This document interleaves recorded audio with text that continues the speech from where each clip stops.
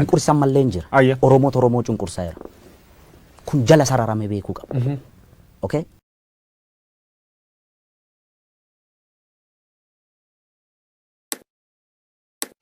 Osoon kophaa jiruu yaadni koo tamsa'ee hacee wayita jiruu gubbaarra na bu'ee of dura qaqqabee garaan na boora'ee keessi garaacha koo tal jedhee boba'ee tan galma barkumee san fa'a yaadadhee hacee kan koo dhabee dhama'een dhaabbadhe.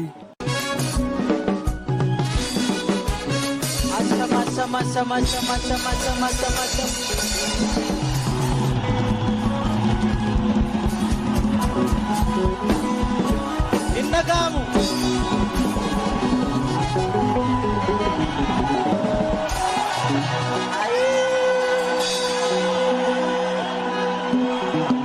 jirtu ijoolleen Booranaa jirtu ijoolleen Wallaggaa jirtu ijoolleen Arsii jirtu ijoolleen Tuulamaa jirtu ijoolleen Maccaa jirtu eessa jirtu boolee jirra jedha eessa jirtu boolee jirra jedha eessa jirtu. Hacee dubbii sabaa irra taa'ee laalu hacee oromummaan waa'ee kee madaalu hacee bara dheeraaf gubatee gaafa waltajjii san galma barkumeetti waan dabreef waan dhufu sabatti dhaammate. Hacee yaanni sabaa foon isaa cicciree dhibeen oromummaa lafee keessa taree galma barkumeetti a'aadee geeraree waan baroota dheeraaf ukkaamamaa ture gaafas bulgaafate Hacaaluun mukkure. Yaada isaa kan ture geerarsi jalqabaa manni Qilinxoof Karchallee jiruyyuu goota of keessaa qaba. Mee akkamiin sirba gammachuu hin qabu garan na dadhaba. Geerar naan jettu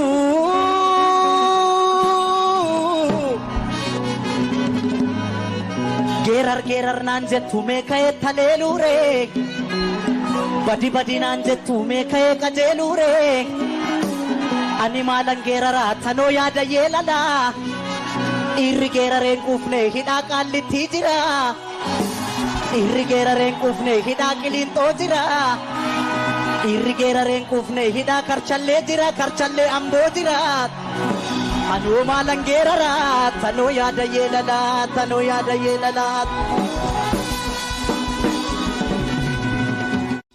Leenci gaafas aadee oliif gad garmaamee waan dabreef waan dhufu oromootaaf himee akka of eeggannuuf ergaa nutti dhaame gootummaa saba isaa galmatti leellisee injifannoo adawaa biyyaaf kan galmeesse balaa zallaqaa faa keenya ta'uu ibsee kan ormi kijibdee oromoon of dhaaddu injifannoo adawaa goota keenyaan dhufen waakkachuu yaaltus dubbii karaa maqxe haceen koo qajeelchee nama dhiisii jedheen haqa dabsu malee faradoo keenyayyuu ni beekuu bareeche. Nu beekuuf bar shororkaa'u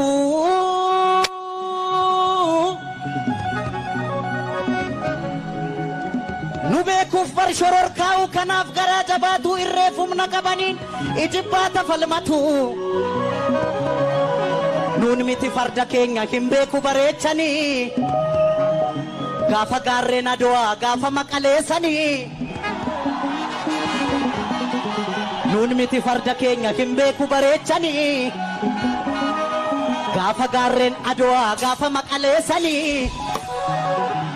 gaafa lola Adowaa gaafa maqaleessanii nuun miti farda keenya hin beeku bareechanii gaafa gaarreen Adowaa gaafa maqaleessanii gaafa maqaleessanii nan sobee itti fufe haceen koo geerarsa dabalee maqaa fardoo yaamee oromoo koo abbaa daamaa oromoo koo yaa abbaa shaanqoo yaa abbaa daalee jabeessii soori jedheen farda kee bareechii qari jedheen eeboo kee tolchii qabadhi jedheen wantee kee dubbii cufaa teettu balbala irraa banee ol seeni oromoo koo 4 kiiloof situ aane jedhee diinota oromoo geerarsaan kabalee warra 4 kiiloon isheedhaan hin malle yeroofillee taatu booddeetti sheerari.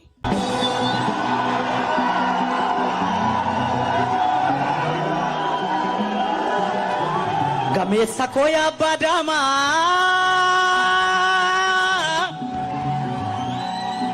Oromoo koo yaa abbaa daamaa yaa abbaa daalee yaa abbaa shaanqoo soorii farda kee qopheessi.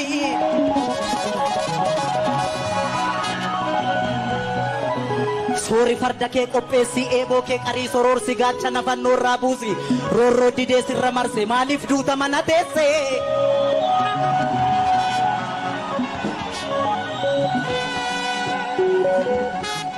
Alaa eegaa kinabjootiin abjuun taane kaafadhu farda kee loli 4 kiilooksitu aane. Kaafadhu farda kee loli 4 kiilooksitu aane. Kaafadhu bulloo kee loli 4 kiilooksitu aane. Kaafadhu eeboo kee loli 4 kiilooksitu aane. Kaafadhu mancaa kee loli 4 kiilooksitu aane. 4 kiilooksitu aane. 4 kiilooksitu aane. Interviyuu kan kee addunyaa dhagaye seenaan dur dhokate siin ifatti ba'e yakkamaan Oromoo harkaaf harma mure gabroonfataa yuuniskootti galmeeffamuun male Haceetu nuuf hime icciitii dhokataa bulguun saba Oromoo lafarri geenyaata kaan fixee kan hafe gubbaatti dhiichisee kochoo ittiin zaatu sana babal'isee hawaasa Oromoo waltajjii teessisee farda siidaa dabaleedhaa ittiin gagarmaamu harkaa utaalchisee fardicha aangomaan kan ofii taasisee Oromticha keenya siidaa dabalee rifaatuun boochise waan hedduu nuuf dhaame Haceen ilmi sabaa hawwii kee Oromoon hojii hiikuu qaba Hacee dubbiin garaa nyaattee mar'imaan roraafte Hacee seenaa keessa lixee qaamni isaa butute Hacee dhugaa himee sabaaf wareegame. Akkamittiin caalee akkamittiin gurbaana dhaga'uu diddaa'edha. Caalii sanyii dhiiraa caalii sanyii guddaa kan dur lammiin kee ajjeesee dibatee tufeen arraabne gafarsaan gaditti saawwaatti lakkaa'e yeroo yoo argatu raadiyoon sii waadee qawween sii akaa'e ammam lammii keetiin walii galtee diddee mana gumaalitti almahaa jedheetu afaan kottaafu kan shan ta'ee dhufu jedhe. Kan shan ta'ee dhufu. Kan shan ta'ee dhufu. Ayya. Mana gumaa lixuun akka sirna gadaatti Oromoo biyya abbaa keessan irratti akkas hin gooneerra. Nu of kalchaa jedhanii qeeshiif sheekii nutti erganii gara fuulduraatti akkaataa itti waliin buluu dandeenyu kanarratti kan Oromoo gaafatan isaan malee warra nuti isaan harkatti du'aa turre miti. Gaafa ati duute sabni koorifatee warra si jaalatu mar'imaan ciccitee battala ati duute u'uu jedhe martu Hacee koorafteerta ati kaateen gartu miidiyaan Oromoo cufas siin dubbate dhaamsa ati dhaamte maruma fudhate OMN addaan baasee addunyaaf gabaasee hime waan kee maraa OBS haati keessi dhabeetiin jira OBNs dubbate seenaa kan kee maraa hunduu sin mormine ragaasiif bayanii dubbiin Hacee keenyaa dogongoran qabdu dhugaadha jedhanii. Dubbii sirraa dhufte maruma jabeessa yoomillee hin baddu sammuu teenya keessa keessattuu jechi kee kan tibba ati duutu keessa seenee jira laphee nama guutu waan ati dhaammatte garaa keenya keessaa xab jettee hin buutu. An kannaan galle silaa'oo isaan nabiyyii miti yookaan isaa Iyyesuusii miti. Namumaa miti ummanni yakki irratti raawwatame yakkamtoota jedhee malee. Sabni isaa lafarraa dhumuu qabaa hin jenne barummaan Oromoo yakkamtoota yaa amma laal biyya faranjii kanatti gurraachannaa luka dhiqan argiteetta warri adiinam maal beekwam abbootii isaanii yakka sana dalaga miti.